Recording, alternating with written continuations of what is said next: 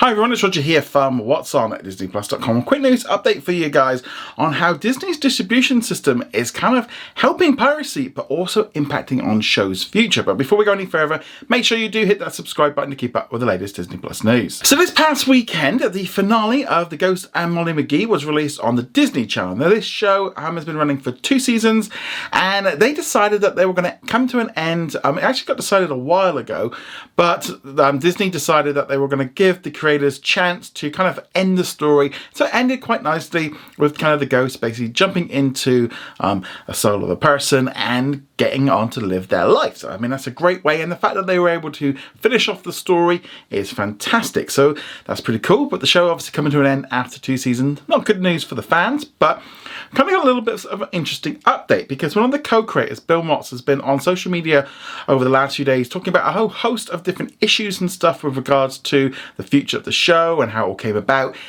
And one of the key things that I picked up on from this was how he puts kind of some of this blame on piracy but also on Disney's distribution system. So how this works basically. So as of today, these episodes are now available on Disney Plus. They got released on Disney Plus in the US. They also got released internationally as well, which wasn't too sure that was going to happen, but that's actually happened as well. So that's good news.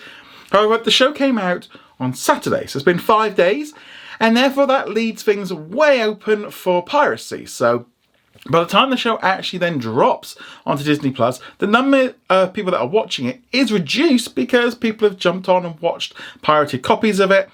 And this has been something that's been happening throughout the series because while the series had a really strong debut, numbers kind of drastically kind of dropped off on this show over time because, and he put it down to piracy. Some of the shows got out a bit early and that therefore impacted on how many views it got on Disney Plus and therefore resulted in Disney kind of saying, look, it's not pulling enough views to make it work, so we're going to need to have it to come to an end. And yeah, he specifically points out that the global distribution system is not good because it encourages people to do piracy. Obviously, if it comes out in the US, that's great. You know, and US fans can watch it.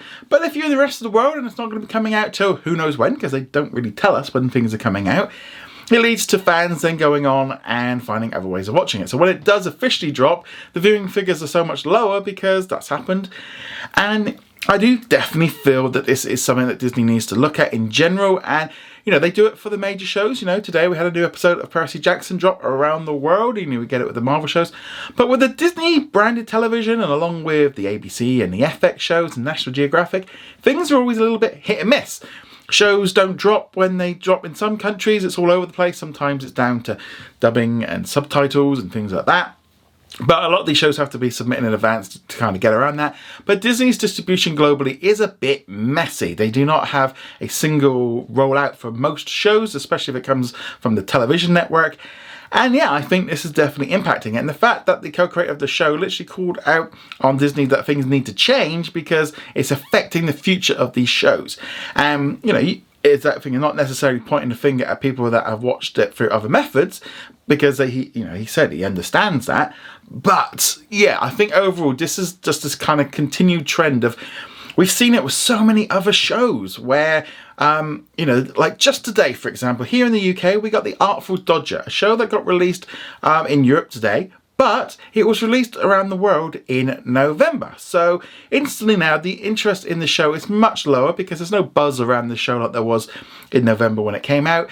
And some people might have gone on and seen it, but also there's this kind of tendency that, well, it came out, this is old, I've seen it. We had a show come out here in the UK, FX's Class of '09. It came out at the beginning of January. It came out in the US 7-8 months ago. Why the delay? I don't know.